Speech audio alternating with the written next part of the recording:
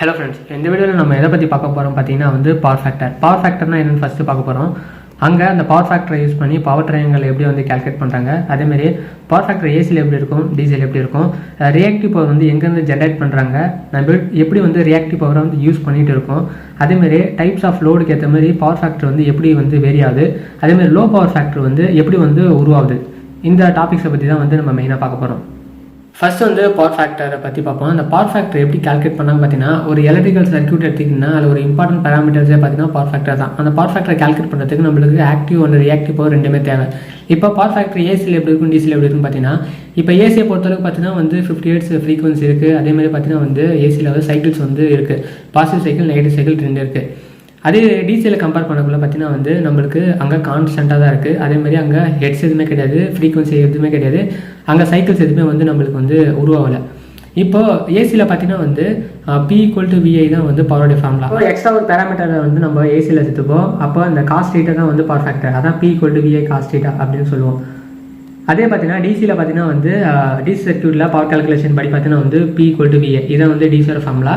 இப்போ ஏசியில் load connect பண்ணக்குள்ள different லோடில் நம்ம கனெக்ட் பண்ணக்குள்ள பவர் ஃபேக்டர் எப்படி மாறும்னா யூனிட்டி, லேகிங், லீடிங் இந்த மாதிரி மாறும். அதே டிசியில் பொறுத்தளவுக்கு பார்த்தீங்கன்னா நம்மளுக்கு யூனிட்டியாக தான் இருக்கும். பவர் ஃபேக்டரோட டெஃபினேஷன் பார்த்தீங்கன்னா cosine of angle between voltage and current. இந்த வோல்டேஜுக்கும் கரண்ட்டுக்கும் இருக்கிற அந்த ஆங்கிளோடைய டிஃபரன்ஸை தான் பவர் ஃபேக்டர் அப்படின்னு சொல்லுவாங்க. அந்த ஆங்கிள் தான் பார்த்தீங்கன்னா இந்த டீட்டா, அந்த டீட்டாவுடைய வேல்யூ தான் பார்த்தீங்கன்னா பவர் ஃபேக்டர். இப்போ இந்த பவர் ஃபேக்டர் ஏசி சர்க்யூட்டில் எப்படி இருக்கும், டிசி சர்க்யூட்டில் எப்படி இருக்குன்னு பார்த்தீங்கன்னா ஏசியில் பார்த்தீங்கன்னா பவர் ஃபேக்டரோட வேல்யூ எப்படி இருக்குன்னு பார்த்தீங்கன்னா less than or equal to 1 அப்படி இல்லைன்னா பட் ஆனால் greater than or equal to 1.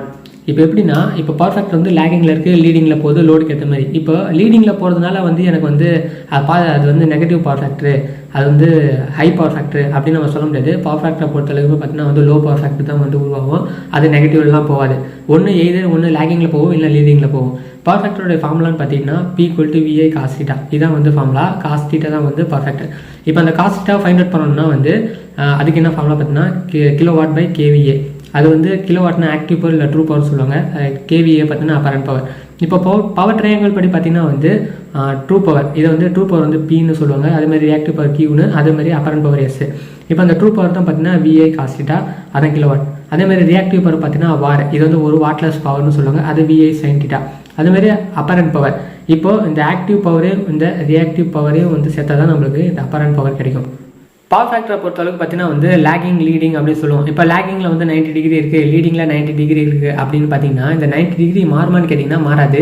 அந்த 90 டிகிரி பார்த்தீங்கன்னா மேக்ஸிமம் வேல்யூ, அந்த மேக்ஸிமம் வேல்யூ கண்டிப்பாக இருக்கும் தான், அதில் மாற்றம் எதுவுமே இருக்காது.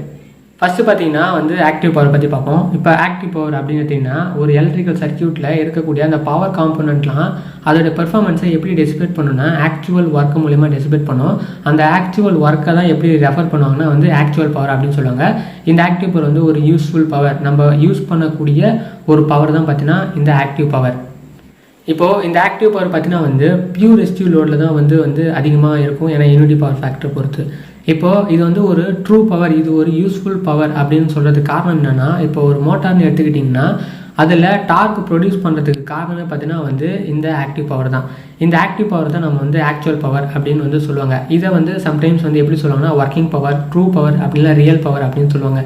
இப்போது ஆக்டிவ் பவர், இப்போ யூனிட்டி பவர் ஃபேக்டர் எப்படி இங்கே உருவாகுதுன்னு பார்த்தீங்கன்னா வோல்டேஜ், கரண்ட்டு இது ரெண்டுத்துக்கும் இருக்கிற ஆங்கிள் பார்த்தீங்கன்னா இன்ஃபேஸில் இருக்குது. இப்போ இங்கே ஃபேஸ் டிஃப்ரென்ஸ் எதுவுமே நடக்கலை. இப்போ வோல்டேஜ், கரண்ட்டு இன்ஃபேஸில் இருக்கிறதுனால இது யூனிட்டி பவர் ஃபேக்டர். எப்படின்னா, இப்போ நான் வோல்டேஜை வேரி பண்ணால் மேக்னிட்யூட் ஆஃப் கரண்ட்டு பார்த்தீங்கன்னா அதுக்கேற்ற மாதிரி வேரி ஆகிட்டே வரும். Cos theta = 1. இந்த காஸ் தீட்டா = 1 சொல்கிறதுக்கு காரணம் என்னென்னா, ரெசிஸ்டன்ஸில் ஒன்லி கன்சியூம் ஆகிற பவர் பார்த்தீங்கன்னா ஆக்டிவ் பவர் மட்டும்தான். அதில் எந்த ஒரு ரியாக்டிவ் பவர் கன்சியூம் ஆகாது. ரியாக்டிவ் பவர் கன்சியூம் ஆகிறதுக்கு அங்கே ஏதாவது காயில் இருந்தால் தான் பார்த்தீங்கன்னா ரியாக்டிவ் பவர் கன்சியூம் ஆகும். எக்ஸாம்பிளுக்கு பார்த்தீங்கன்னா ஆக்டிவ் பவருக்கு எக்ஸாம்பிள் பார்த்தீங்கன்னா இன்கண்டன்சன் பல்பு, பேட்டரிஸு, ஹீட்டரில் ஹீட் பண்ண தேவையான பவர், அப்புறம் பார்த்தீங்கன்னா மோட்டரில் டார்க் ப்ரொடியூஸ் பண்ண தேவையான, இந்தமாதிரி நிறைய எக்ஸாம்பிள் சொல்லிட்டு போயிட்டே இருக்கலாம். அடுத்து பார்த்தீங்கன்னா ரியாக்டிவ் பவர். இந்த ரியாக்டிவ் பவர் அப்படின்னு என்னென்னு பார்த்தீங்கன்னா இந்த வோல்டேஜுக்கும் கரண்ட்டுக்கும் இருக்கிற அந்த டிலே இருக்குது பார்த்தீங்கன்னா, அதுதான் ரியாக்டிவ் பவர். இந்த டிலே தான் பார்த்தீங்கன்னா இண்டக்டிவ் அண்ட் கெப்பாசிட்டி லோடில் பார்த்தீங்கன்னா லேகிங், லீடிங்கில் உருவாக்குது. இப்போ இண்டக்டிவில் பார்த்தீங்கன்னா லேகிங்கில் போகிறது, அப்புறம் கெப்பாசிட்டியில் பார்த்தீங்கன்னா லீடிங்கில் போகிறது காரணமே பார்த்தீங்கன்னா இந்த ரியாக்டிவ் பவர் தான். இப்போ இண்டக்டரில் ரியாக்டிவ் பவர் போச்சுன்னா என்ன ஆகும் பார்த்தீங்கன்னா வந்து ஒரு மேக்னெட்டிக் ஃப்ளக்ஸாக தான் கிரியேட் ஆகுமே தவிர அங்கே எந்த ஒரு யூஸ்ஃபுல் ஒர்க்கும் எதுவுமே பண்ணாது. அதேமாதிரி கெப்பாசிட்டி லோடில் பார்த்தீங்கன்னா வந்து கெப்பாசிட்டரை சார்ஜ் பண்ணுமே தவிர அதில் எந்த ஒரு யூஸ்ஃபுல் ஒர்க்கும் பண்ணாது. இந்த ரியாக்டிவ் பவர் எப்படி ஜென்ரேட் ஆகுதுன்னு பார்த்தீங்கன்னா, இப்போது இந்த ரியாக்டிவ் பவர் பார்த்தீங்கன்னா எங்கெல்லாம் ப்ரொடியூஸ் ஆகும் பார்த்தீங்கன்னா, எங்கெல்லாம் நம்ம வந்து காயில் யூஸ் பண்ணுறோமோ அங்கெல்லாம் பார்த்தீங்கன்னா இந்த ரியாக்டிவ் பவர் ப்ரொடியூஸ் ஆகும். இது எப்படி ப்ரொடியூஸ் ஆகுதுன்னு பார்த்தீங்கன்னா, இப்போ ஒரு மோட்டார் எடுத்துக்கோங்க. அந்த மோட்டாரில் ஸ்டேட்டார் ரோட்டார் இருக்குது. இப்போ அந்த ஸ்டேட்டாருக்கு நான் வந்து இன்புட் சப்ளை கொடுக்கல, அதில் ஒரு மேக்னெட்டிக் ஃபீல்டு கிரியேட் ஆகும். Faraday's law of electromagnetic induction principle படி அந்த ஸ்டேட்டரில் கிரியேட் ஆகிற அந்த மேக்னெட்டிக் ஃப்ளக்ஸ் என்ன பண்ணால் வந்து ரோட்டார் கட் பண்ணி அந்த ரோட்டாரில் ஒரு மேக்னெட்டிக் ஃப்ளக்ஸ் கிரியேட் ஆகும். இப்போ ரோட்டாரோடைய ஃப்ளக்ஸு பார்த்தீங்கன்னா ஸ்டேட்டரை எதிர்க்கக்குள்ளே அங்கே ஒரு ஃபோர்ஸ் கிரியேட் ஆகி ரோட்டார் வந்து சுற்றும். இப்போது ஸ்டேட்டரில் உருவான அந்த மேக்னெட்டிக் ஃப்ளக்ஸ் என்ன பண்ணுன்னா தன்னைத்தானே பார்த்தீங்கன்னா எந்த காயில் வந்து அந்த மேக்னெட்டிக் ஃப்ளக்ஸை உருவாக்குச்சோ அந்த காயிலே பார்த்தீங்கன்னா வந்து அந்த ஃப்ளக்ஸை கட் பண்ணும். அப்போ தன்னைத்தானே தன்னுடைய காயிலே வந்து அது கட் பண்ணுறதுனால அங்கே ஒரு பவர் கிரியேட் ஆகும். அதுதான் பார்த்தீங்கன்னா வாட்லெஸ் பவர், அதுதான் வந்து ரியாக்டிவ் பவர்னு சொல்லுவாங்க. இப்படி தான் வந்து ரியாக்டிவ் பவர் வந்து ஜென்ரேட் ஆகுது. இந்த பவரை தான் வாட்லெஸ் பவர் சொல்லுவாங்க. இந்த பவரை வந்து எப்படி வந்து டினோட் பண்ணுவாங்க பார்த்தீங்கன்னா வார் KVAR, இதில் தான் இப்படி தான் வந்து இந்த ரியாக்டிவ் பவர் வந்து டினோட் பண்ணுவாங்க. நெக்ஸ்ட்டு பார்த்தீங்கன்னா வந்து அப்பரண்ட் பவர். இப்போ வந்து ஒரு எலக்ட்ரிக்கல் சிஸ்டத்தை உள்ளடக்கியது தான் பார்த்தீங்கன்னா வந்து resistive load, inductive load, capacitive load. ஓகேங்களா? இப்போ அதில் ரெசிஸ்டிவ் லோட், இண்டக்டிவ் லோட் அப்படின்னு பார்த்தீங்கன்னா, இந்த இண்டக்டிவ் லோட் யூஸ் பண்ணுறது காரணம் பார்த்தீங்கன்னா இப்போ இருக்கிற சுச்சுவேஷன் படி பார்த்தீங்கன்னா 99% பார்த்தீங்கன்னா எல்லாருமே யூஸ் பண்ணுறது பார்த்தீங்கன்னா வந்து மோட்டார்ஸ். எல்லா இண்டஸ்ட்ரியிலையும் யூஸ் பண்ணுறது மோட்டார்ஸ். அதுவே ரெசிஸ்டிவ் லோட் பார்த்தீங்கன்னா வந்து லைட் பல்ப்ஸ், ஹீட்டர்ஸ் அந்தமாரி. ஆனால் இண்டக்டிவ் லோடு பொறுத்து பார்த்தீங்கன்னா வந்து மோட்டார், கம்ப்ரஸர், எங்கெல்லாம் வந்து காயில் யூஸ் பண்ணுறோமோ எல்லாமே அதெல்லாம் இண்டக்டிவ் லோடு தான். இப்போ அப்பரண்ட் பவர் படி பார்த்தீங்கன்னா வந்து நம்மளுக்கு active power plus reactive power இது ரெண்டும் சேர்ந்து தான் வந்து அப்பரண்ட் பவர். இது ரெண்டுத்தையும் வந்து ஆட் பண்ணால் நம்மளுக்கு கிடைக்கக்கூடியது அப்பரண்ட் பவர். இப்போ ஐடியல் சுச்சுவேஷன் படி பார்த்தீங்கன்னா எப்படி இருக்கும் பார்த்தீங்கன்னா, நம்ம டிரான்ஸ்மிஷன் லைனில் பார்த்தீங்கன்னா ஆக்டிவ் பவர் வந்து அதிகமாகவும் ரியாக்டிவ் பவர் கம்மியாகவும் இருக்கும். இது ரெண்டுத்தையும் வந்து கால்குலேட் பண்ணது தான் வந்து இந்த அப்பரண்ட் பவர். இந்த பவர் ஃபேக்டரை கால்குலேட் பண்ணுறதுக்கு டீட்டான்னு ஒரு வேல்யூ இருக்கும். இந்த டீட்டாவை தான் பார்த்தீங்கன்னா கொசைன் ரூல் படி எப்படி எடுப்பாங்கன்னு பார்த்தீங்கன்னா அட்ஜசன்ட் ஓவர் ஹைபாட்டன்யூஸ் எடுக்கல பவர் ஃபேக்டர் ரேஷியோ படி பார்த்தீங்கன்னா வந்து ஆக்டிவ் பவர் அப்படின்னா actual power divide by apparent power. இதுதான் பார்த்தீங்கன்னா வந்து அப்பரண்ட் பவரை நம்ம எப்படி எக்ஸ்பிரஸ் பண்ணுவோம்னு பார்த்தீங்கன்னா VL தான் வந்து எக்ஸ்பிரஸ் பண்ணுவோம். நெக்ஸ்ட் பார்த்தீங்கன்னா லோ பவர் ஃபேக்டர் எப்படி வந்து உருவாது அப்படின்னு பார்த்தீங்கன்னா, இப்போ சைட் பை சைடு வந்து இந்த ரெண்டு ஈக்குவேஷன் வச்சு பாருங்கள். இப்போது இதில் பார்த்தீங்கன்னா வந்து ஆக்டிவ் பவர் அதிகமாக இருக்குது, ரியாக்டிவ் பவர் கம்மியாக இருக்குது. அதேமாதிரி பார்த்தீங்கன்னா இங்கே பார்த்தீங்கன்னா ஆக்டிவ் பவர் கம்மியாக இருக்குது, ரியாக்டிவ் பவர் அதிகமாக இருக்குது. இப்போ லைனில் பார்த்தீங்கன்னா வந்து ரியாக்டிவ் லோடு வந்து அதிகமாகக்குள்ள நம்மளுக்கு அங்கே ரியாக்டிவ் பவர் வந்து அதிகமாகுது. இந்த ரியாக்டிவ் பவர் அதிகமாகிறதுனால இந்த அப்பரண்ட் பவரும் பார்த்தீங்கன்னா அதிகமாகுது. இப்போது இந்த டீட்டாவை கால்குலேட் பண்ணி பார்க்கல பார்த்தீங்கன்னா வந்து வேல்யூ அதிகமாக வரதுனால இது வந்து லோ பவர் ஃபேக்டர் போகுது அப்படின்னு சொல்கிறாங்க. இப்போ எப்படின்னா இப்போ 0.8 to 1 வரைக்கும் நம்ம பவர் ஃபேக்டர் மெயின்டைன் பண்ணுவோம். அப்போ இந்த 0.8லேருந்து பார்த்தீங்கன்னா 0.8லேருந்து அப்படியே ரெடியூஸ் ஆகுதுல்ல, அப்போ ரெடியூஸ் ஆகக்குள்ள பார்த்தீங்கன்னா அதான் வந்து லோ பவர் ஃபேக்டர் சொல்லுவாங்க. இப்போ அந்த 0.9 to 1 வரைக்கும் நம்ம வந்து மெயின்டைன் பண்ணால் எந்த ஒரு லாஸஸ் எதுவுமே இருக்காது. அது வந்து லைனில் போகிற பவரோட எஃபிஷியன்சி வந்து நல்லாயிருக்கும், பவர் ஃபேக்டர் வந்து நல்லா மெயின்டைன் பண்ணலாம். இப்போது அந்த பீர் கான்செப்ட் எடுத்துக்கோங்க. கீழே ஃபுல்லாக பீர் இருக்குது, மேலே வந்து நிறையா இருக்குது, அதை ரெண்டுத்தையும் சேர்த்து தான் வந்து அப்பரண்ட் பவர். அப்போ அங்கே என்ன கான்செப்ட் சொல்கிறேன்னா, பீர் வந்து அதிகமாக இருக்குது, நுரை கம்மியாக இருக்குது. அப்போ எனக்கு வந்து ஐடியல் கண்டிஷன் படி எனக்கு பவர் ஃபேக்டரில் எந்த ஒரு லாஸஸும் இல்லை, பவர் ஃபேக்டர் நல்லா இருக்குது, லைனில் எந்த லாஸஸும் இல்லை. ஒருவேளை அந்த பீரோட லெவல் கம்மியாகுது, நுரை பார்த்தீங்கன்னா அதிகமாகுது அப்படின்னு பார்த்தீங்கன்னா அதுதான் வந்து லோ பவர் ஃபேக்டர். இப்போது இந்தியாவை பொறுத்தளவுக்கு பார்த்தீங்கன்னா வந்து எப்படி கன்சிடர் பண்ணுவோம்னா 0.8 to 1 மெயின்டைன் பண்ணுவாங்க. மேக்ஸிமம் 0.8 போக மாட்டாங்க, 0.9லேருந்து 1 வரைக்கும் பார்த்தீங்கன்னா வந்து அந்த பவர் ஃபேக்டர் வந்து மெயின்டைன் பண்ணிகிட்டே இருப்பாங்க. பவர் ஃபேக்டருக்கு பார்த்தீங்கன்னா எந்த யூனிட்டுமே கிடையாது. இதுதான் பார்த்தீங்கன்னா லோ பவர் ஃபேக்டர் உருவாகிறதுக்கு காரணமே வந்து இதுதான். ஒரு டவுட் வரலாம், எதுக்குடா பவர் ஃபேக்டரை வந்து நம்ம மெயின்டைன் பண்ணோம் அப்படின்னு. எதுக்கு பவர் ஃபேக்டரு எதுக்கு மெயின்டைன் பண்ணோம், நம்ம ஜென்ரேட் பண்ணுற பவர் அப்படியே வந்து லைனில் வந்து சென்ட் பண்ணலாமே அப்படின்னு வந்து உங்களுக்கு அந்த டவுட் வரும். அதுக்கான ரீசன் என்னன்னு பார்த்தீங்கன்னா, இப்போது ஒரு மாம்பழம் வந்து 5 ரூபாய்க்கு விற்கிறான், இன்னொருத்தன் வந்து 10 ரூபாய்க்கு விற்கிறான்னா இப்போ எது உங்களுக்கு லாபம்? இப்போ 5 ரூபாய்க்கு விற்கிறவன் தான் வந்து நம்மளுக்கு லாபம்.